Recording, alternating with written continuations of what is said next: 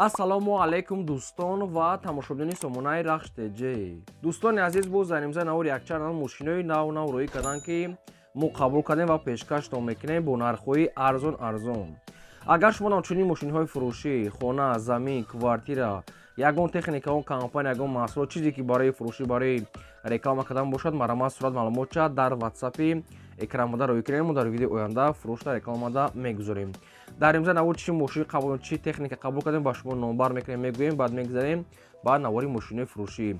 Хоб ҳастай Opel каравани фурӯшӣ сирош шуд дӯстони азиз, ҳастай аппарати барои собун бурорӣ ҳастай сирош на фурӯшӣ, ҳастай ВАЗ 2102 ҳастай мошинои советски молодёжни, ҳастай великои фурӯшӣ дӯстони азиз, ҳастай Toyota Corolla фурӯшӣ, ҳастай Toyota Camry D фурӯшӣ дӯстони азиз. Хоб ҳастай Opel Astra G караван бо нархи арзон фурӯшӣ ҳастай ва Opel Astra G седаншам ҳастай. Ҳам каравани ҳастай, караваниш бениҳоят арзон ва хечебекишам дӯстони азиз ҳастай.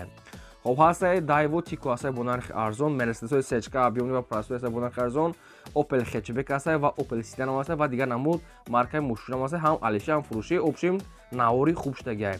Ва курси имза бошад 116 сомонӣ ҳастай. Моша навор ҳастай мегӯем марамат рафтем. Мегзарем ба аввалин мошини фурӯшӣ. Opel Astra F ҳастай баъдрон ки дар кузови караван срочна. соли бори 1995 ҳастай ки сӯзишвориш газ, бензин, мотор 1.6 литр, коробка механикай, ҳолати мошин баъдрон, беҳтарин мошин, нав мотор кадагӣ.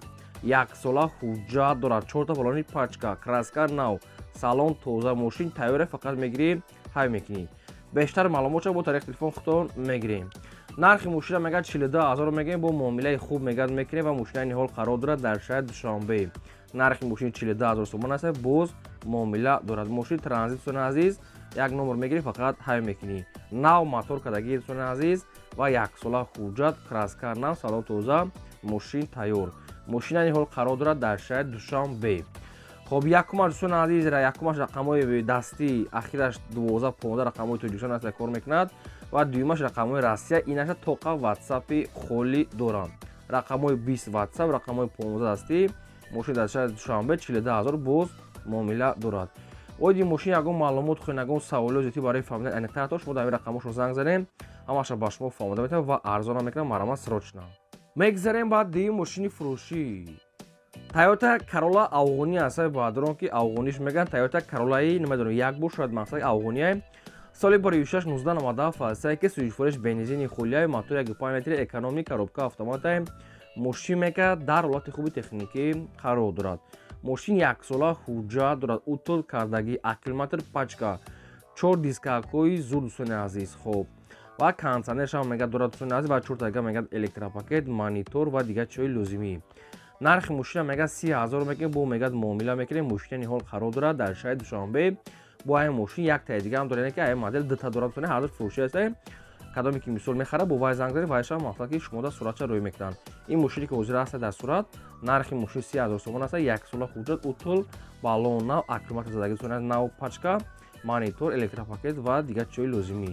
кондитсионерам дошта, яъне Toyota Corolla-и афғонӣ мегӯянд, 97 сол, бензини холӣ, экономӣ. 30000 конкретно харид дода бо муомила. инчунин коробкааш автоматай.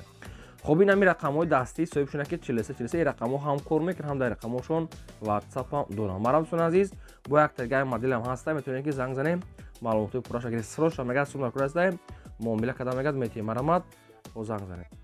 мегзарем ба сеюм мошини фурӯшӣ. мошини фурӯшӣ ҳастай дӯстон, срочнаи ВАЗ 2102. мошинои советски, яъне молодёжи чихеле ки шумо дар комментария хоҳиш кардем. соли бори 2005 сол ҳастай ки сӯзишвориш бензини хӯлияй, мотор 1.5 литр, коробка механика, ҳолати мошин баъдрон беҳтаринай.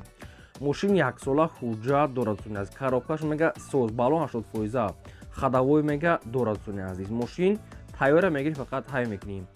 нархи мошина мега 24000 мега, бо муомилаи хуб мегӯяд мекунем. мошини ҳол қарор дорад дар ноҳияи дӯстӣ, яъне ки ноҳияи ҷуникӯла дӯстони азиз, айни ҳол қарор дорад. нархш мега 24000 сомон ҳастай, бо муомила дорад. вариантҳои алишам мегӯяд, бошам мегӯяд, вариантҳоро мегӯяд мебинем. агар ки махфуз шид, алиш мекунем, набошад, сумаки 24 та бо муомила дорад. хоб ин ҳамин рақамҳо мегафони ҳисобшона, ин рақамҳо ҳам кор мекунанд, ҳам дар рақамҳошон ватсапам дорад. чӣ хеле гуфтум, яксола ҳуҷҷат, баллон 80%, хадавои дӯстони азиз дорад, хай салоншам тоза, коробкашам суд ҳастай. 24 та бо мақсад ки муомилаи хуб дорад. вариантҳои хуб дошта бошед барои алиши метавонем ки пешкаш кунем. срочно дӯстони азиз маромад метавонед занг занед. мегзарем ба чорум аппарати фурӯшӣ. дӯстони азиз, аппарати фурӯшӣ ҳастае ки аппарати собун бурорак ҳастае ки барои собун бурорӣ ҳастае. Як бизнеси оилавӣ ҳастае ки срочно фурӯшӣ ҳам нархи арзон ҳам вариантҳои алишӣ ба мошини майда катӣ мешавад.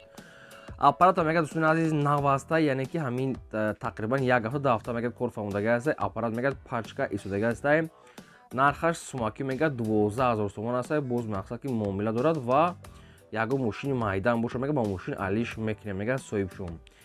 ин аппарат қарор дорад дар шаҳри Ваҳдат. 12 000 сомон ҳастае. боз муомила дорад. дута рақамҳои соҳибшум, рақамҳои дастӣ ахираш 91 ва рақамҳои растия 82. ин рақам кор мекунад, ҳам WhatsApp ҳам доранд. дар як соат чанд қа мебарорад, чӣ қа мебарорад, инаша соҳиби шумо да мефаҳмонад, яъне ки тарзи корфармоиш осон аст. дӯстон азиз, як бизнеси тайёр ҳастае. барои мисол собун бурорӣ ҳастае. собунро мезанӣ, мисол хачон омада бурдан мегиранд, мисол клиентҳо. аппарати барои собун бурорӣ як бизнеси оилавӣ.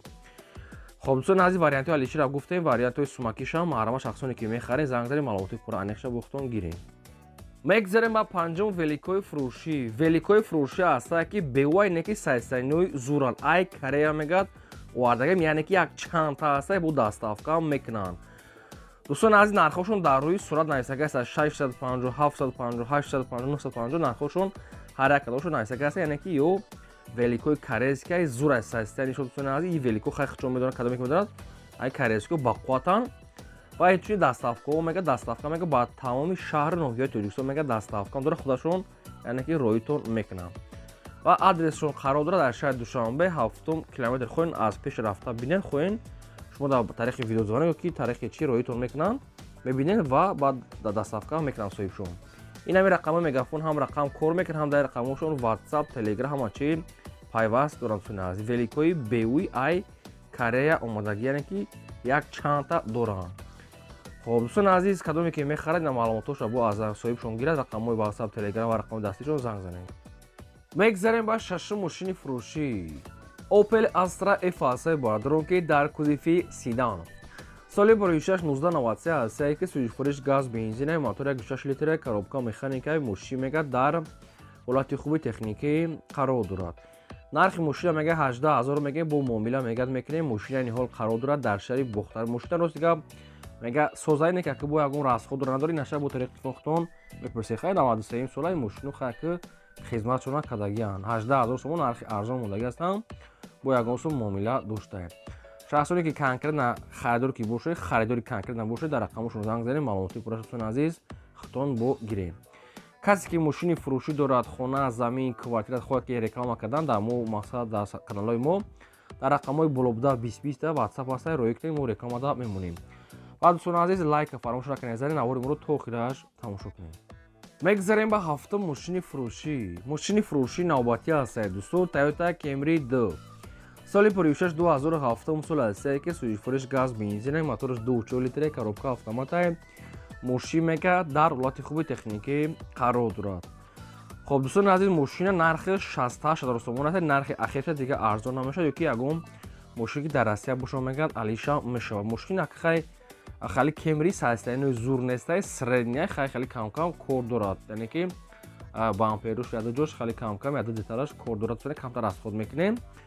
ай мошин мегӯяд дига ҳамаҷо созаи нархи 68 нархи ахираш. коробка мотор мегӯяд 100%. нашо ҳуҷҷаташ ягон ҷо гуфтагӣ нест. мошин дар шаҳри Бухтар айни ҳол қарор дорад. вариантҳои алишӣ ба мошини дар Москва буда. хоб ин аст рақамҳои соҳибшон ахираш 80. шахсоне ки мехарен занг занед, маълумоти пурраша гиред, фақат конкретна харидор ки алиш мекардагӣ.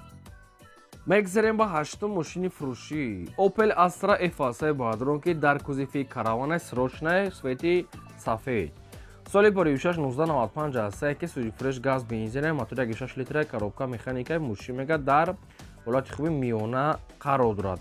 мошин мегӯяд документош мегӯяд бучдага дӯстони азиз, ва мошин хай состояниеш хай средняе, нархшуда арзанда.